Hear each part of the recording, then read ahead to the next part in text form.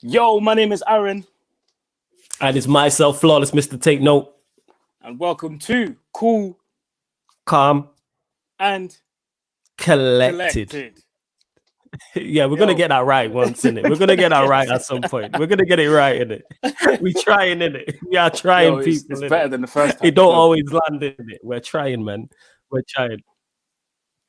Yo, improvement in it. That's what it is, innit? We went from like a 3 out of 10 to like a 4. You get what I'm saying in that? So yeah, big up definitely. Everyone who is locked in. Yo, the Rat Army is already in the comments. Make sure you like the video. Make sure you share it. Make sure you subscribe to the channel, Sarcasm City TV. Make sure you subscribe to Aaron's channel also, Mr. Aaron United. Also, make sure you hit that's in the title as well of the YouTube video. But with no further ado, all right, let's get into it. We need to introduce the guest. Massive guest on the second ever episode of Cool, Calm, and Collected. One of the most opinionated, one of the most hardworking. Like, he doesn't beat around the bush. Man takes a chainsaw to it. You get what I'm saying? Literally. Welcome in Lee Gunner to the show. What's going on, man? Thanks for having me on, man. At least my intro was better than your intro. Let's be real here. yeah. There we go. It wasn't. We tried. Yeah, man. We tried. Oh, yeah. I'm good, man. Yeah. It's only the second episode, isn't it? So we're gonna get there.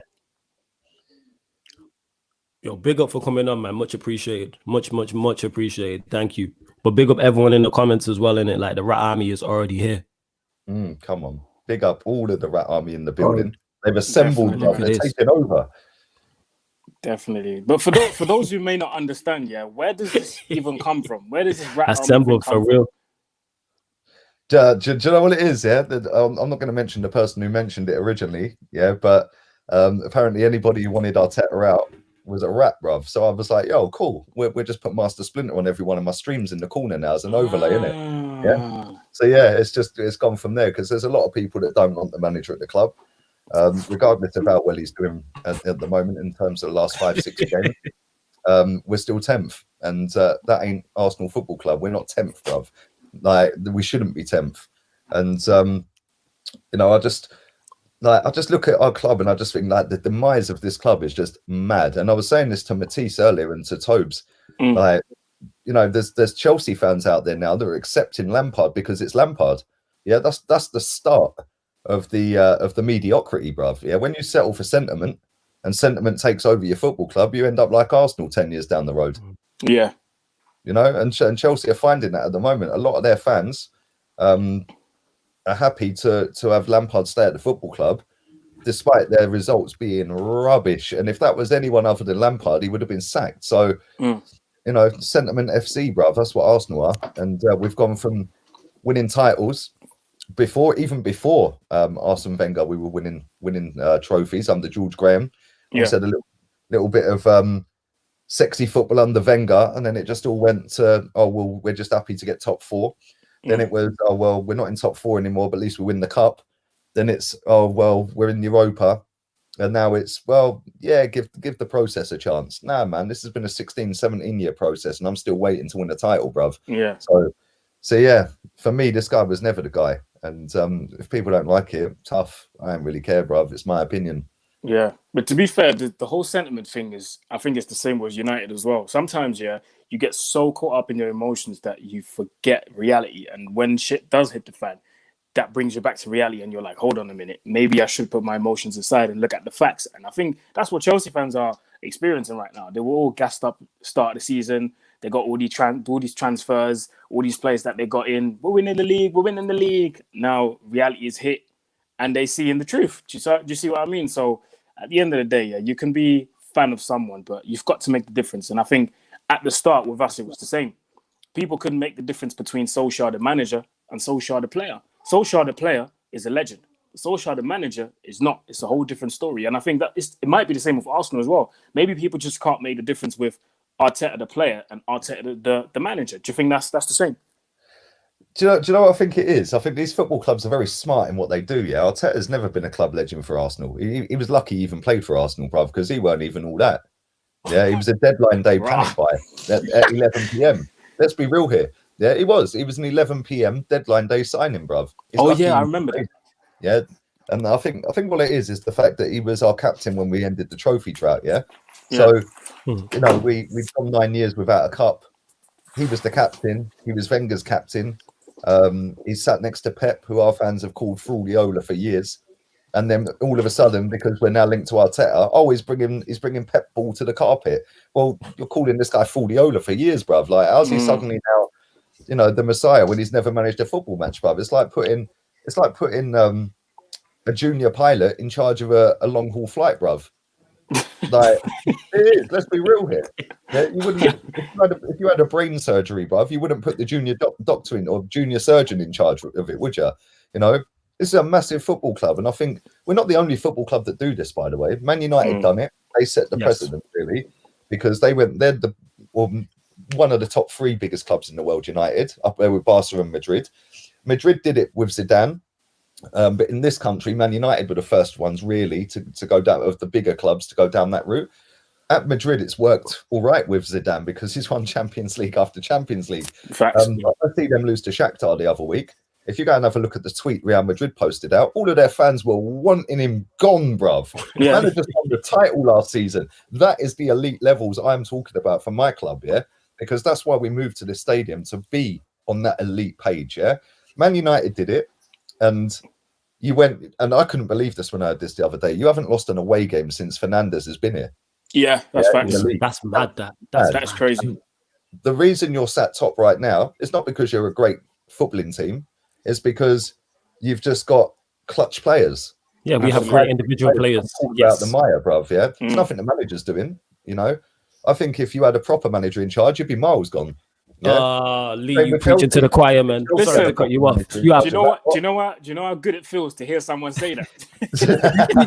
you preaching to the choir, but when I say that, I'm being negative and not backing the manager and stuff. Do you know what I mean? Yeah, but everyone just loves to tell people they're negative. How about don't watch it and mind your own business then, innit? Do you know what I'm saying? I see some people in this chat chatting rubbish. Don't go away then. Don't watch it. Like, do you know what I'm saying? You've come to watch. So you're backing your boy. Like, what's the problem? And then I look at it and I think, like, off of the back of Man United doing it, because you went through this mad lean spell. Well, I don't think you won a game for about 8 games or something stupid last season. Crazy. Yeah. But you never sacked him because your fans were split so much, with the majority wanting to keep him because it's Ollie. Yeah, Ollie's never going to win you a title, bruv. Facts. Yeah. I know you're second, I think it is at the moment. You ain't winning it. Yeah, you're going well at the minute, and I'd rather be where you are than where we are. Don't get it twisted. But you ain't going to win the league. Yeah, he can't even get into a final, bruv. Like, man's had 4 semis, bruv. He needs Viagra. You know what I'm saying? Like, you need to get this boy some Viagra, bruv. It's a mad one. And then I think our club looked at that and thought, you know what? We'll go down that route with Arteta. He's sat next to Pep. He's been at the club before. He will get the traditions and the values, which is a load of crap when people come out with that, because Arsenal Football Club now is a complete shadow of Arsenal Football Club 20 years ago. So how are you getting any values and traditions of the club? Because bidding 40 million and one is not traditional. It's not classy either, is it? Yeah. That classy day left at Highbury, bruv. Then you look at Chelsea. Chelsea went down that route as well. And again, it's sentiment. And I said this to Matisse and them ones here. I said, like, when you go down this route of let's just lower the standards, all you're doing is giving the board no heat. The owners accepted at that point at your club and my club. Yeah. And I think Roman at Chelsea's kind of coming down to that way. He's not throwing money at it anymore. Yes, I know they spend a lot of money. If you look at their accounts, bruv, they ain't spending money. They're spending their own money. It's not out of his own pocket anymore. Yeah. And he hasn't taken out of his own pocket for a long, long time. Excuse me. So when you go down that route, these clubs know what they're doing, because they know that the owner themselves is not going to put any pressure on the board. The fans then accept, well, it's a player who played for us. It's happening with Juve. Look at where they are in the table. And the Pirlo. Yeah. Look at Koeman at Barcelona. These are massive football clubs we're talking here, yeah? Massive clubs, bruv.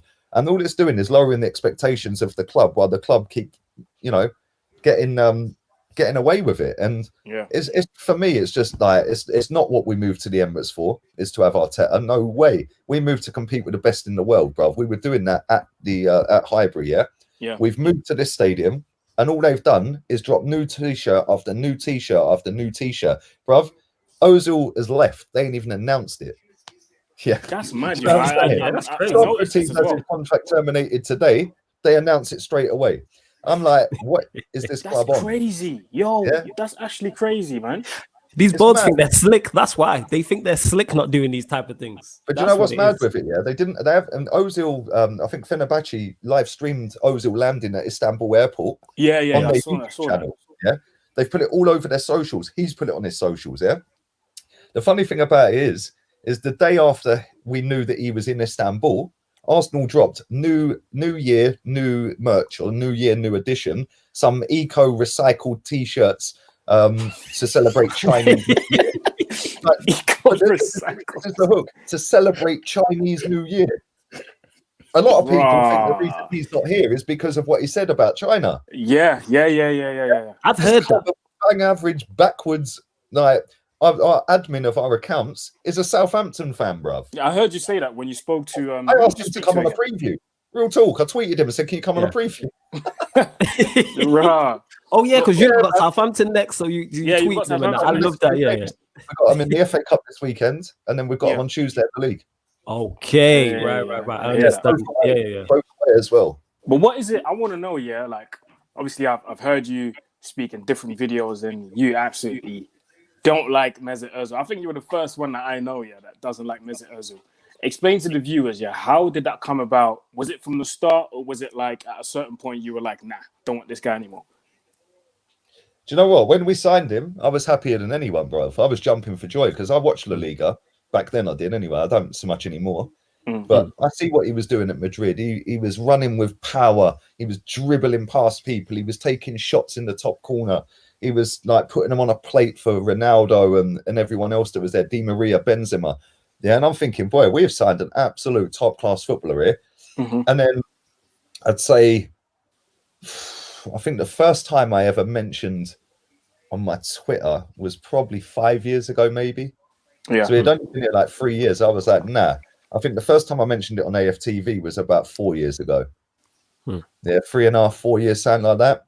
The amount of upset fangirls is hilarious, bruv. They're all putting out the little GIF, the little Vine and all that one of him doing the Ludogorets goal. Well, that's a pub team, bruv. Yeah, like, why are you showing you that of him doing that against Tottenham? Or because he didn't. He got a nosebleed every time we went north of Watford, bruv. Do you know what I'm saying? It's like, I just can't stand him, bruv. Like, I just think everything about him sums up this last decade at Arsenal Football Club. Overpaid, overhyped, crap. Yeah, Bellerin as well. Them two. If every time I ask a rival fan which two players in our current squad sum up Arsenal the best, everyone says Ozil and Bellerin. Mm. Yeah, because they're weak, overpaid, for like just PR merchants. They're not interested in football. But Bellerin's got a YouTube channel. The man's doing documentaries, bruv. Yeah, I've seen that. To them. You know what? You should ask Bellerin to see if he'll jump on a preview. Still, you know what I'm saying? Since he's out here, say that again. I said I'd rather drink bleach than have him on my channel. So on the Ozil one, because you said you was excited and was jumping for joy when he first came in, and from what I seen from the outside looking in, him and Sanchez linked up well. Arsenal fans were happy. He's both had chance for both of them. Fans always seem to be championing those two.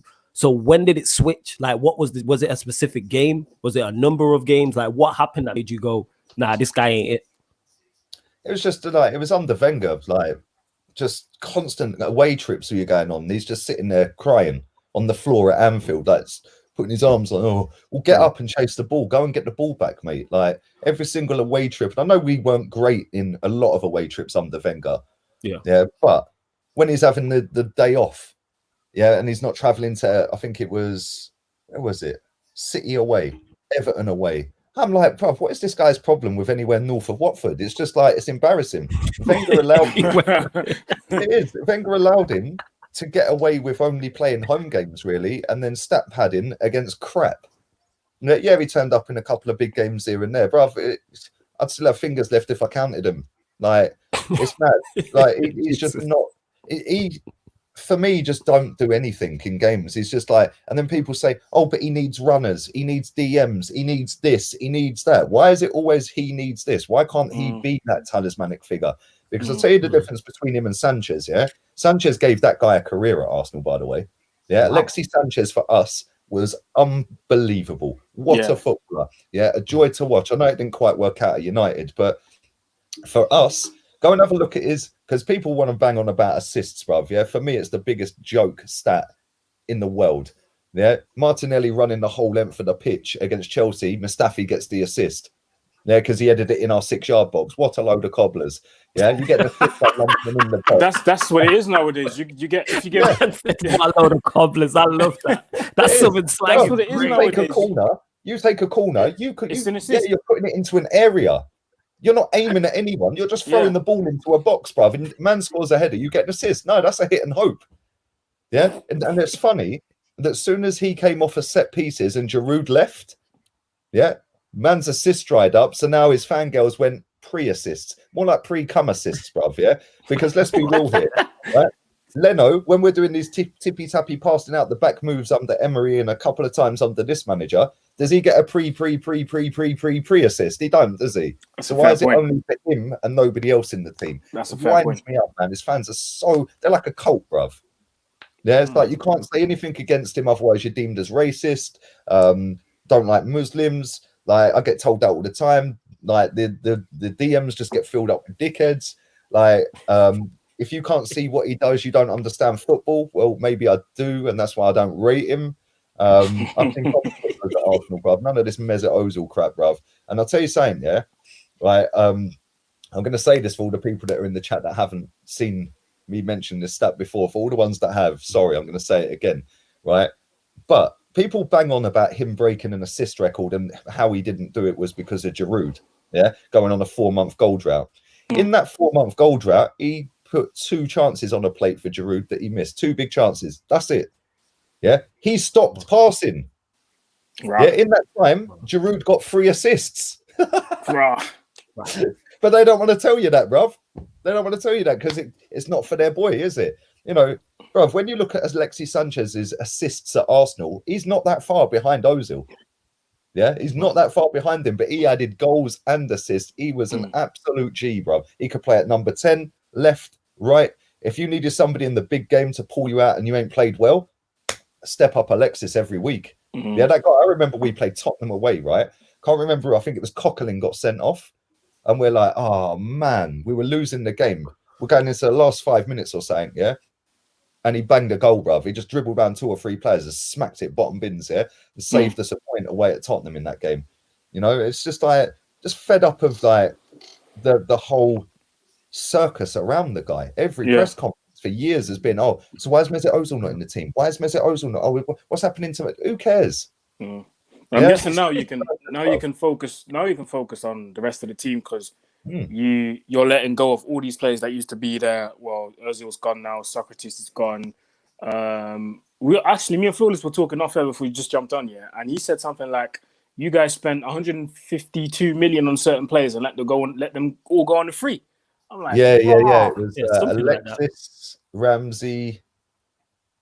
Who was it? Mustafi, Socrates, Ozil. I think there was one more. But 149 million, 150 million, just gone. And that, when people sit there and blame an owner, and this is another thing I just want to quickly say about Ozil, right? I put a tweet out there the other day about Kevin De Bruyne, the pass that he did outside of the boot for John Stones. What a pass. That is an assist. Man, put it on a plate. You can't miss that. That's an assist. He knew what he was doing. He knew where he wanted to pull it, and he executed it outside of the boot, right? John Stones bullet header 3 yards out. Right? I put a tweet out saying Kevin De Bruyne's the real assist king. The amount of people going mad, right? Somebody said to me, but if Ozil played in that team, blah, blah, blah, blah. I said, hold up a minute. When Ozil had 6 months left and Alexis had 6 months left, Man City bid 60 million quid for Alexis, mate. Alexis, They didn't come in for Ozil. Why? They didn't need Alexis, but they still wanted Alexis because they knew we didn't see anyone in the last 3 or 4 years queuing up to buy Mesut Ozil, did we? Right? People wanted Alexis. He went to Man United. Man City wanted him. You know, other clubs around the world want him. Nobody wanted Ozil, bruv, And this is why I get the ump with him. It's just like, I can't be dealing with him, man. I'm glad he's gone. For me, it's a bigger day than when Wenger got sacked, bruv, because at least Wenger was good when he arrived. You know what I'm saying? Like, he did it for 10 years. After that, he's put us backwards another 10 years, but at least he was good and he brought success to this football club. People sit there and say Ozil ended our trophy drought. What a load of garbage. Yaya Sanogo did more in the final than he did. Yeah. Yeah, the funny thing is, if you go and have a look how many goals and assists he got in that trophy run, that to end the drought, bruv, Santi Cazorla got more, Olivier Giroud got more, Aaron Ramsey got more, Per Mertesacker Aaron got Ramsey's more, contribution in finals was Theo massive. Walcott got more. Yeah, go through all of our trophy wins since Ozil came. Yeah, he did next to nothing in any of them, bruv. But because he arrived, so every time people say that to me, I go, "Oh, cool. So David Luiz ended it this time round, then." Same rule applies, isn't it? That's a valid point, isn't it? You got to keep the same energy. If David Luiz, if you Ozil, these people don't support Arsenal. They don't know the history of our club. They care about stats. Ozil. Yeah, they're Ozil teens, bruv. Yeah, that's all they are. Ozil teens. Yeah, they don't care about Arsenal. They care about their player having a good game. Yeah, and if like Granit Xhaka's the next one, Bellerin's the next one. I already know this, bruv. Yeah, I see people put out stats when we lose a game. 94.69 twice removed times pi pass accuracy for Xhaka. Who cares, man? He was crap.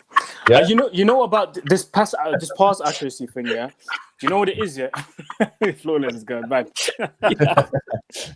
Yo, obviously I've watched Lee before, but just being on the same stream and seeing it live is just hilarious to me, innit? But sorry, Aaron. You know what you said, what Lee said about this pass accuracy thing, yeah. I'm not like it looks nice when I can actually see what you're doing on the pitch. You know, with McTominay, for example, yeah, a lot of people say 80% pass accuracy, but when I look at the game, man's been passing sideways and backwards. Of course, you're going to get more than 8. Like, it makes no sense. Like, I can how many of them passed forwards? How many of them broke the lines? How many of them went over 10 yards? How many of them were balls where you were being pressed and it was hard to get the ball out? Yeah, you know, these are things that people don't. They just see the stats, and I blame Sky Sports for that. Yeah, Sky Sports were the first to introduce all this stats crap, bruv. Yeah, and now people watch their players, their favorite players, through stats. Yeah, bruv, I didn't need stats to know Bergkamp was a G, bruv. I see him every week. Yeah, I don't need to know how many assists he's had for Arsenal because I don't give a toss, bruv. Yeah, he was a baller. When you have to start using, absolutely. I think it was Jose said this. Yeah, when you watch the game through stats, you know nothing about football, and Jose is spot on when he said that. Listen, that's true, man. Bruv, another one's created chances. I'll give an example, right? We're linked to a guy called Buendia at Norwich. Yeah. I went and looked up at his transfer market. Last season, he played in the Premier League, albeit for Norwich. They got relegated, whatever, yeah? Man had 1 goal. Our fans are going on like he's a CAM. He's not. He's a right winger. The way they were going on, I was thinking he was a CAM, yeah? No, he's always created chances. Is this? It's that. It's blah blah. I looked. He's played right wing for Norwich since he got there. I'm like, why do we need a right winger, bruv? We've got Saka who can play there and played there well recently. We've got Pepe and we've got Reece. Why do we need a right winger?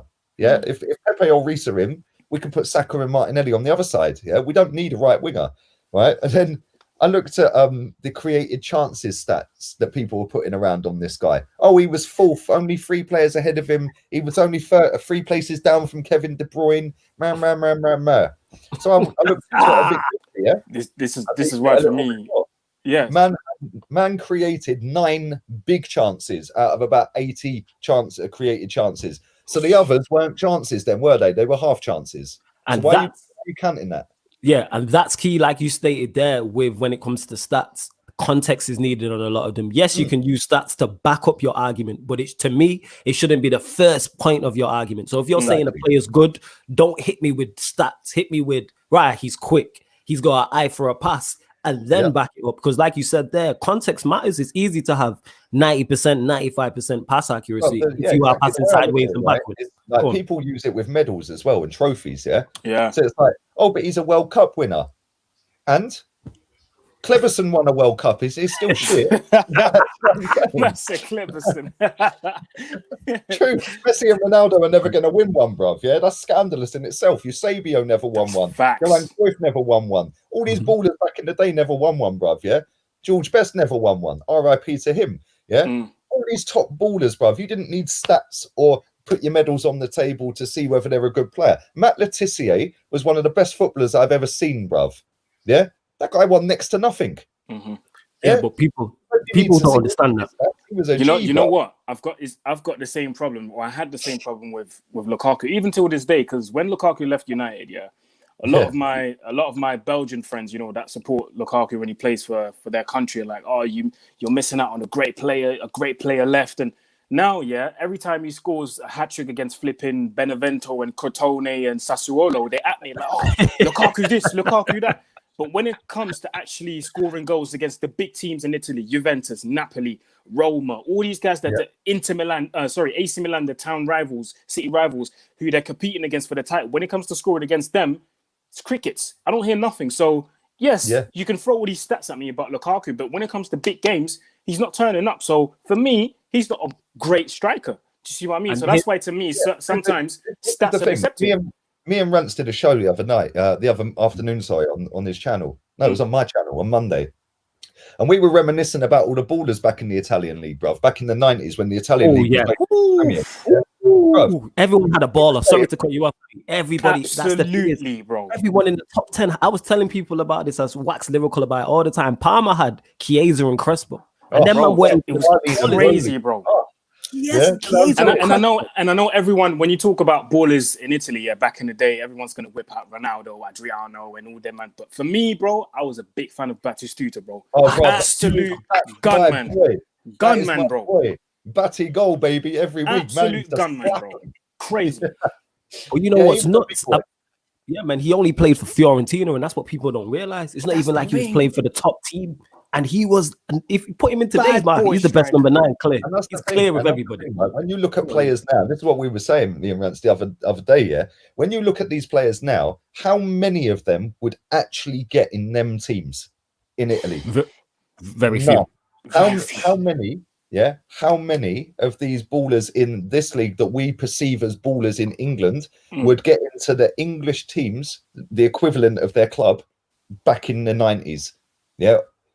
That's questionable. Would Granit Xhaka get in the Arsenal team of the 90s? No way. Yeah. Would Scott McTominay even make the bench in the 90s Man United's team? No way. Man be playing for Watford, bruv. Yeah. Do you know what I'm saying? It's true. He's lucky. Yeah. That's the thing. When you look at it, the technical ballers that are in this league, the Mahrez, the De Bruynes, the Grealish, Maddison, they would get in teams back then because they're ballers, bruv. They've got left foot, they've got right foot, they can ping a screamer, they can pop it off. They've got everything. They've got the movement, they've got the technical ability. There's not many technically good footballers in this league. Yeah, it's more athletes. It's athletes now, on the pitch. That's all it is. Yeah, it's all about being an athlete, having goal contributions, you know, running a certain amount of kilometers just to make it look nice at the end when you come off the pitch being subbed. 17 kilometers ran and everyone's like, yo, he played sick. Trent Alexander-Arnold, I think he's an all right, he's actually a very decent right back, There's no way he'd get in any Liverpool team back when they were dominating. No way. That guy can't defend properly. Yeah, he's good going forward, which suits their purpose. He's an athletic guy, he's quick, and he can cross a ball. He just spams cross. Yeah, so he fits the purpose for what Klopp wants in that team, Put him back in them teams in the late 80s, early 90s, no way he's getting in. Because he can't defend. Yeah, man. You know, same with Wan-Bissaka. There ain't no way he's getting in over Gary Neville, bruv.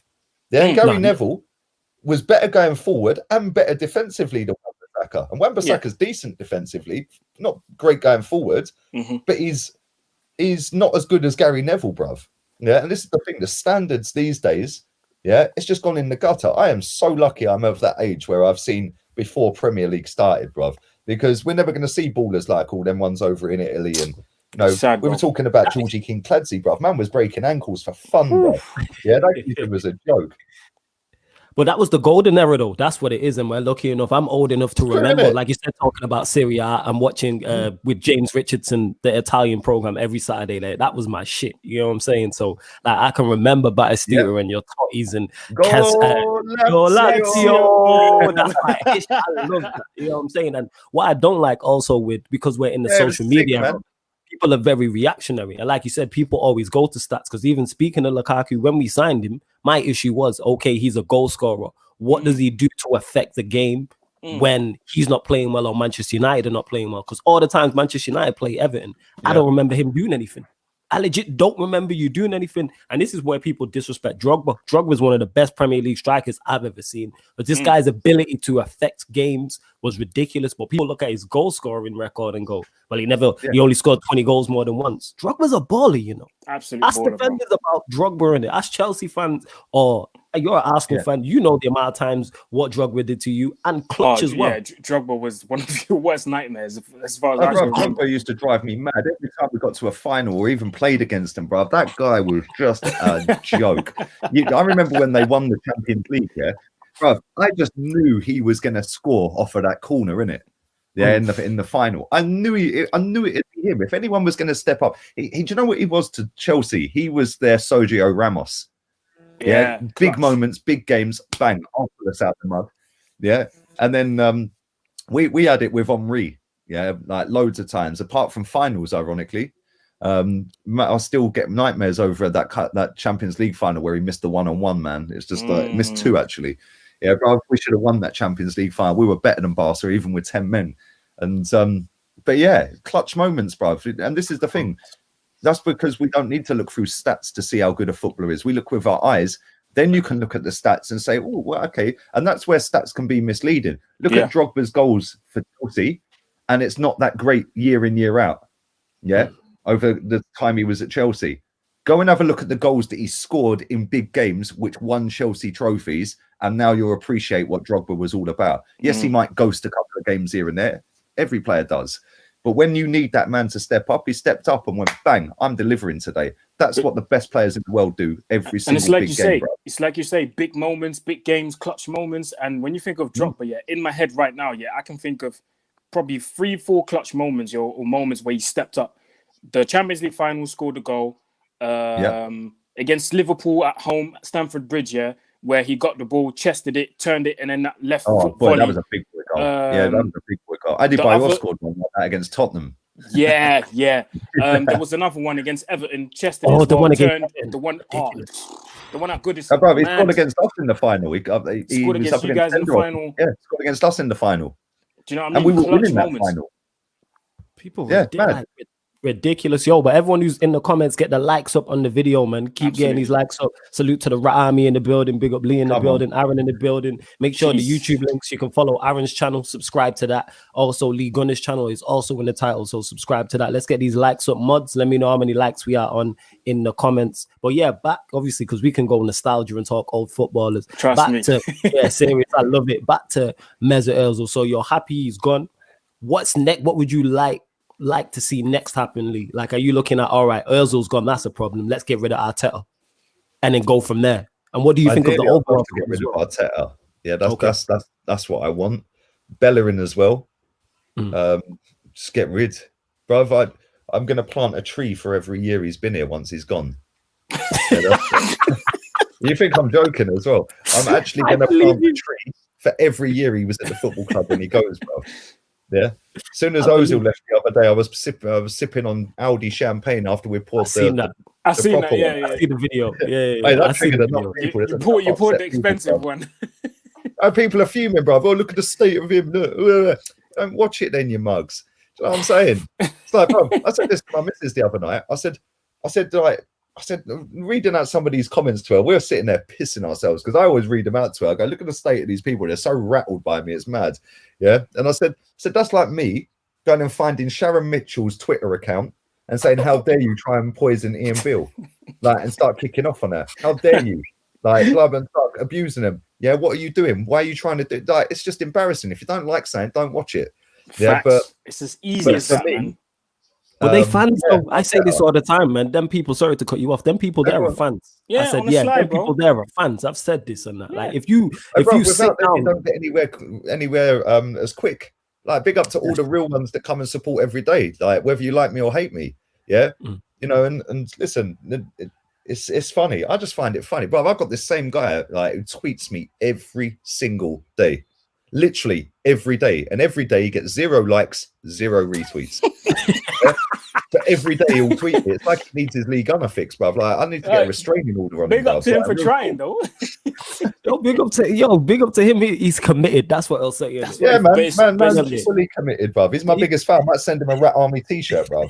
But it's like I tweeted out the other day, and you both of you actually liked it. I said, I don't understand how you can not like someone's content, but you still watch it, you consume it, you clip it, you put it on your socials, and you comment on it negatively to then get likes and clicks. So I'm just like, you just wasted precious minutes of your life. You could have done something else in those 15 or 20 minutes of your life. You're never going to get those minutes back. They're so desperate to get their clout on Twitter, which is the smallest of all social platforms. Pinterest's bigger, bruv. Let that sink in, yeah? Pinterest has more active users than Twitter. Twitter is tiny. It's like 10 times smaller in terms of active users than this platform, bruv, that we're sat on now. Yeah, this has got like nearly 3 billion on this. That's got about 300 million. Yeah, and that's why I find it funny when people sit there and go, "Oh, the whole fan base hates you. You're the most hated fan in the fan base." Bruv, about 3% of our fans are sat on Twitter, mate. Yeah. That's true. That's true. It's not the whole fan base that's on Twitter. Yeah, well, did you survey all of them? Like, come on. Yeah, it's not everyone that's on Twitter then. Yeah, that's true, man. But it's funny because, like, people, you're right, they do clip it, but nobody cares what they've got to say about football, bruv. Yeah, every day you guys probably get asked it. Oh, what are your thoughts on this player? What are your thoughts on that? Or what do you think about this? Yeah, I get it. You get it. Like anyone who's interested in football and speaks football all the time will get tagged in stuff. Yeah, no matter how big or small your accounts are. If you're just solely talking about football all the time, you're going to get that. Yeah, these men chat shit, bruv. So what they do is they think, oh, what I'll do is I'll go and clip that and I'll pull it out on another platform, which now highlights their channel on a different platform. Yeah, so thanks. And I'll chat crap in the hope that other clowns will go and like it and retweet it, so I get my little Twitter clout. And once I do something that's really abusive, I'll say I got bagged. Like, get a life, mate. It's like, seriously. That's it. That's it. I keep saying it. Them people there are fans in it. If you sit down and consume something, whether you say you like it or hate it, you like it. You could watch whatever you want. Time is precious. Aaron, you said it. It's the only thing you don't get back. So for you to sit down and consume it, you clearly like this. But instead of saying I'm a fan, people want to hate. That's simply what it is. Yo, big up Eric Welch with the super chat as well. Much appreciated. Come on, man. Says, DT is hated way more than Lee, and rightfully so. Mazza in it. Yeah. I seen you and DT going back and forth. Yeah, your little back and forth on Twitter. Yeah. I said I've done what I've done. I'm just like never. I've even blocked his name on my channel, bruv. Wow. Okay. Fair enough. But Eric, much appreciated for the super chat. Thank you very much. Hope you're well, buddy. Yeah.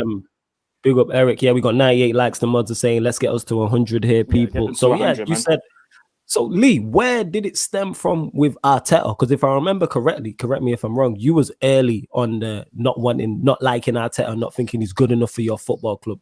Why is that? And then is it now because of the football he's playing and things of that nature, and Aubameyang's form dipping after the contract? Like, what is it? Or is it multiple things? 3 weeks before he got the job, I did a video saying I'm Arteta out before he's even got the job. Yeah, didn't want him. Not qualified, man. Never. He's managed one game of football in his life before Arsenal, and he lost it when Pep was ill or suspended or something.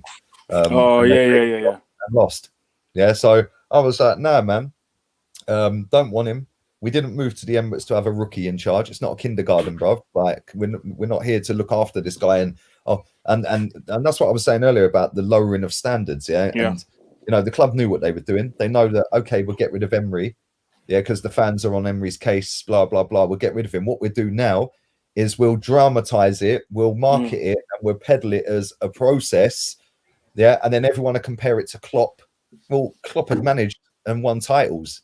Oh, that's facts, man. He went to a Champions League final. He's got a Champions League final, bruv, with Dortmund.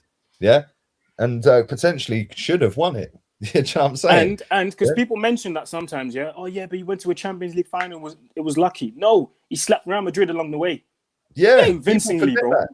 He deserved it. And, you know what I'm saying? And this is the thing as well, right? When you bring him in, I'm sitting there thinking, right, so he's got no experience. They've peddled it. Every time I do a press conference reaction, in the first couple of press conferences he done, I was like, boy, you're speaking some big talk. This is refreshing. I remember that. Yeah, when he was talking about going to the kitchen and knowing where things are and stuff. Yeah, I'm like, bro, this guy's talking like, it's not acceptable where we are in the league. This is Arsenal. I want us to be up there. I want us back again. Blah blah blah. And I'm just like, right, this guy's come in, he's talking a big talk, yeah, and then I suddenly see it a couple of press conferences later. Structure, culture, process, bruv, they're all PR words. You ain't sitting there, yeah. You ain't gonna sit there today and say, yeah, what I need to do is change the culture in my life, because the culture in my home environment's not great, so I need to change that culture, or I need to have a process in place to do something. You're not going to sit there and say process, culture, structure. You don't use these words, bruv. It's like entanglement. You never use that word. Yeah? What does it mean? You bring somebody else, love.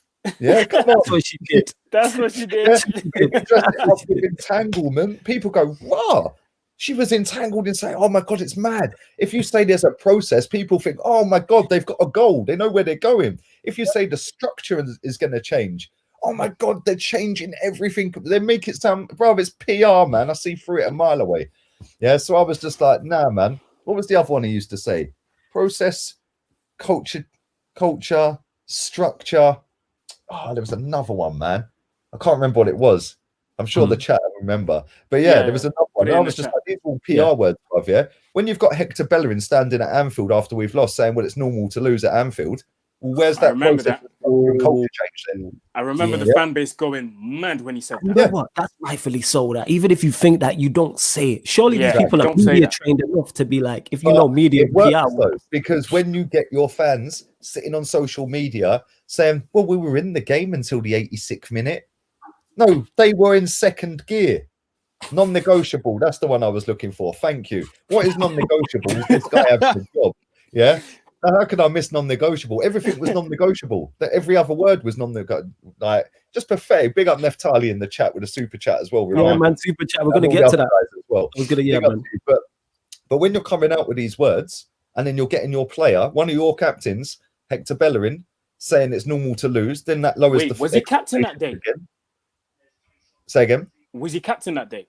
I don't think he was captain that day. I think Aubameyang was, but he's one of our captains. Yeah, so like if him and Lacazette are not playing, then it'd be Bellerin that's captain. Right. Yeah, he was captain the other week against Chelsea, I think. Yeah, But this is the thing: when we're playing Liverpool, they were in second gear in that game. They beat us 3-1. Yes, the third goal came in the 87th minute. Yeah, right. We weren't in the game until the 87th minute. The scoreline would suggest we were, but we weren't. This is like the stats. This is like the stats thing. It's the stats thing again. Yeah, fooling you type of thing. If you watch the game, you see it again against Man City. Oh well, we were in the game. We only lost 1-0. We normally lose 3-0. Well, what? We've got fans sitting out on social media telling the whole world, oh well, at least we only lost 1-0. Absolute losers, man. This is why we get onto Ollie for saying that, because when we drew, I can't remember what game it was. Please go on. I can't remember what game it was, and we lost, and then he's like, yeah, but a few seasons back we lost X against. I can't remember what he said, but a few seasons ago we lost. Someone in the comments let us know. Someone in the comments. Yeah, let us know in the comments. But he said something like, yeah, 2 seasons ago it was this scoreline, and this season it's only this scoreline. That means it's an improvement. I'm like, you can't be serious, man. You cannot be serious. So if last season you lost 3-0 to a team, this season you lose 1-0 to a team, does that mean it's an improvement? No, it's a loss. Yeah, it's a loss. Hey, you can see the 2 less goals though, according to some. The thing that winds me up with it, right, is that, you know, I look at it and I think that if I wanted Ancelotti. That's what I wanted. I still want now at my club. I'd still take Ancelotti now. Simeone. Why can't we go and get Simeone? And all you got out of our fans, every time I wanted Jose, I would have took Jose in a heartbeat. He would have ripped that cross earring straight out of Bellerin's ear and drop kicked him back to Arteta. Yeah, back to Barca C team. See you later, Hickey B. Yeah, adios amigos. You know what I'm saying? One of them ones. But I just look at it and I just think, like, every time I was doing streams before we announced Arteta, I was sitting there saying, yo, I want Jose. He's washed. Well, he ain't, is he? Because apparently that dead irrelevant football club down the road from us are somehow well above us with a dead washed manager. They're so irrelevant that our fans don't stop talking about them on social media. Yeah, every time they drop points, like against Fulham, you drop points to Fulham. Yeah, you do know they're still 6 ahead of us, right? And then we go and drop points to Palace, you absolute clowns. Yeah, why don't you do the talking when we're above them? Yeah, but even when we were above them, don't talk then. Wait till we win something above them. We played them last season. Oh, look, Jose's below us. Ha ha, washed up manager with that dead irrelevant team. Yeah, they then beat us 2-1 and went above us and finished above us. Yeah, our fans are just embarrassing, mate. Then you've got you know, you've got the we're only 2 points behind Chelsea trophy. Like, watch when we overtake Chelsea, bruv. Our fans are fucking have a hard on. Yeah, it's mad. Yeah, it's mad. And this is what we do as Arsenal fans, right? I don't. Most of the people watching this in your chat probably don't as well. Big up all the real ones that come over, and everyone else in there as well. But this is the thing, right? Arsenal fans on a whole that I see on Facebook, Insta, Twitter, and on here, what they do is they take the worst placed team from last season, i.e. Chelsea, because they finished 4th, so the lowest in the 4. And then what they do is they then look at them, or what they'll do is maybe take the lowest placed team this season that was in the top 4 the season before, and they'll look at them and go, oh, well, we're only 6 points off Tottenham, or we're only 6 points off United. Yeah, we're 13 off the top, mate. Yeah, why don't you look at the top instead of looking at the team that finished 3rd or 4th because they're having a stinker? And then what happens is they disregard the 7 teams between you and that team like they don't exist because they're never going to play a game again. So you just get all the points, they don't. Like, absolute clowns, bruv. I can't stand our fans. Genuinely rather speak to other fans, bruv. Wow. Yeah, the majority. All the ones that come and watch my streams every day, big up to them. Yeah, big up to you guys in the chat as well. But the majority of Arsenal fans I see on social media, bruv, they ain't got a clue about football, man. Anything to lower the standards of my football club. Yo, big up Bertrand there. Salute to everyone who's putting in super chats. Yo, big up Bertrand. He says, he said Seb Rivers Dini. So I'm sure you can decipher that. That's what that means. Names, bro. They're just super fans, bro. Okay, all right. And big up my boy, Neftali as well. Big up Football Capo who says non-negotiable. If I did miss your super chat, let me know and I'll push it up in. Non-negotiable. Yeah, me. I'm just letting Lee go in it. Yeah, man said you don't pick players based on names. Well, why the fuck's Bellerin in the team every week then?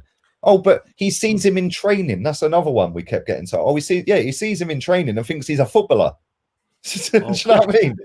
Bro, that's his son. That is his adopted son, bruv. Yeah. When he moved, when Bellerin, how dare I put him in the same bracket as Fabregas? Jesus Christ.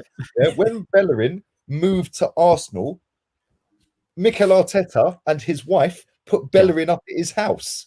Yeah. Yeah. Conflict of interest straight away. That's his adopted son, bruv. Wow, I didn't know that. Exactly. Not a lot of people do know that, bruv. I did not know that. That's why he gets in the team every week. He is the worst right back I've ever seen watching Arsenal in nearly 40 years, bruv.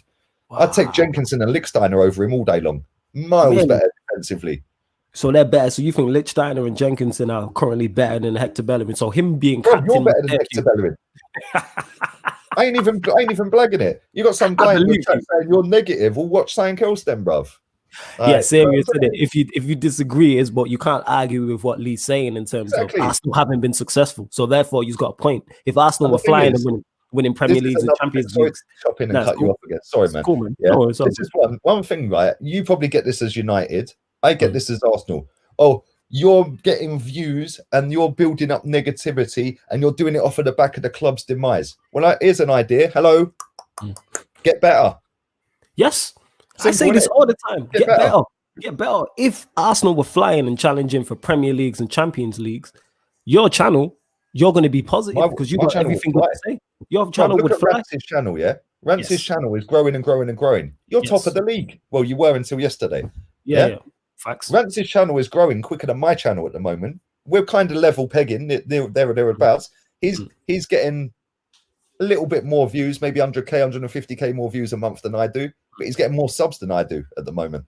And Man United are winning, bruv. Because United are flying, and that's why I always use this. If you look at, say, Liverpool with Redmen TV, the reason why their videos are not negative because they've been successful in the last 2 years. They've won a Premier League and a Champions League. Same way, if you look at most Chelsea from yesterday, their fans are screwing. I watched 3 or 4 different Chelsea platforms, and everybody's screwing. No passion, there was no vision, there was no mindset. Then this would be that guy, bruv. I swear. Them man were screwing because they're in the mud. They've spent all that money, had a good transfer window. To me, I still think the players they brought in are good. And them man at 8th, 9th, you get me, conceded the second most away goals next to what's it called? Next to Newcastle, you had Kendall on your channel. Why do you think Newcastle fans are screwing?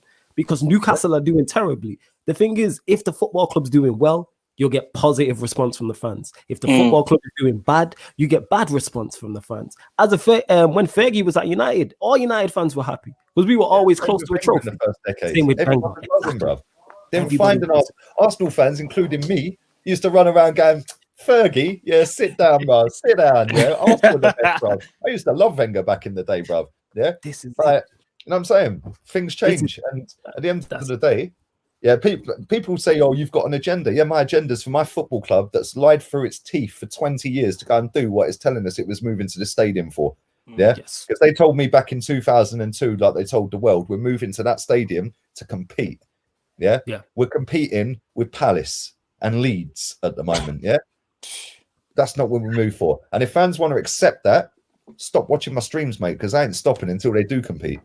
Yeah, and the thing is, people act like you're in the wrong for wanting your football club to compete and be the best. People act like I'm dividing a whole fan base. It's hilarious. I was like on Christmas Day, I put a picture out, of me smiling with a bottle of a glass of champagne in my hand or something, next to the Christmas tree. You're an absolute disgrace. You've divided a whole fan base. I said, Ross, man's so gargantuan on Christmas Day. Man's gone around. Oh, enjoy your Christmas, man. Like, gone around, like interviewing every single fan in the world, bruv, like to see if it's Lee Gunners that's broke the fan base. This is it. You've probably had this, Lee, and Aaron. I know you've had it, and I've had it to an extent where people blame you for poor results. I've had that. I've had people be like, "It's your fault that Manchester United lost today." What did I do? Did I make the team? You profit off a loss, because I go live an hour before kickoff, you idiots. So like I know the results, bruv. If I could tell the results every week, I wouldn't be sat on YouTube. I'd be sipping on a pina colada on the back of a yacht, bruv. And you know what it is, people keep saying, "Oh, you profit off the loss of the club," but then again, the club don't associate with YouTubers like us. So why would we profit off something that they don't like that we're doing in the first place? And something that people don't know as well, is that when you swear a lot on your video, it gets demonetized anyway. So what kind of money are you really making? And the funny thing is like, these people are dumb. Bruv, I'm sat on StreamYard. We're sat on StreamYard right now, I pay for the top package on this. It's $49. That's about, what, 40 quid? Yeah. About 42 quid maybe. And then my Wi-Fi back home is 50 euros a month. Yeah, that Wi-Fi is lit, bruv. 600 up, 600 down. Yeah, jeez. That's how we're rolling. We're rampant. This Wi-Fi in England, man. So between the two, it's about 90 quid, bruv. So as soon as I earn more than 90 quid, I'm profiting, aren't I? Win, lose, or draw. These people are dumb, bruv. Like, yeah, absolutely, man. Because it's free to upload. Yeah, serious. And then the thing is, why are you watching the next month's pockets anyway? That's nothing to do with you. What Aaron earns, what Lee earns. Worry about your business, and you should be more focused on the club. You know what I'm saying? If you're a Manchester United fan, if you're an Arsenal fan, that won't get him retweets, bruv. That won't get him shares and likes because they're more interested in let me target him because I'm jealous because I can't show my face. I'm posing as Saka or Pepe. And I've called myself Saucy Saka because I'm a clown. Yeah, maybe if there is an account out there called Saucy Saka, I apologize. So I always use that as the example. Yeah, I'm gonna have to check it and see if there is a Saucy Saka out there, bro. Yeah, because I'm sure he's a lovely fella or she. Yeah. But it's like you just hide behind your profiles and all you do is promoting my channel. Like, carry on, man. Just carry on. Yeah, without these people, they're free marketing, bro. Thank you.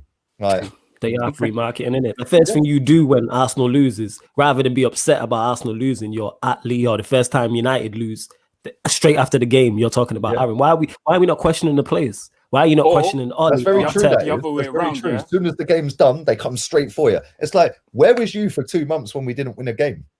Yes. Oh yeah, that don't go in your favor, does it? But this is exactly what I said about you're being proven wrong. No, motherfucker, we're 10th. I'm being proven right. This is exactly what I said about Manchester United as well. Yeah, when we were going through, when we had that horrible start to the season, and everyone was like, "Nah, it's all right, back to manager." And then all of a sudden, when we were close to relegation, everyone went quiet.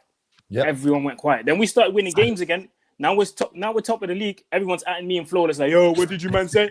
What did you man say? What did you man say? Top of the league." Here's the thing, and even though we're top of the league, people act like just because you're number one, you can't improve and get better. You know what I'm saying? So people like, we're top of the league. It's like, yo, you can still the way that ISC Rants explained it to me the other day was spot on. Yeah. Just because he's top of the league now doesn't mean he's going to end up there. Even if he ends up there at the end of the season, doesn't mean that he's still great and going to move you forward going down the next 2, 3, 4 years. The perfect example is Di Matteo at Chelsea the year they won the Champions League. 26 games he was at that club and went bang, Champions League, FA Cup. 26 games later, they sacked him. Yeah, 52 games. The first 26, boom. The next 26, P45. Thanks for that.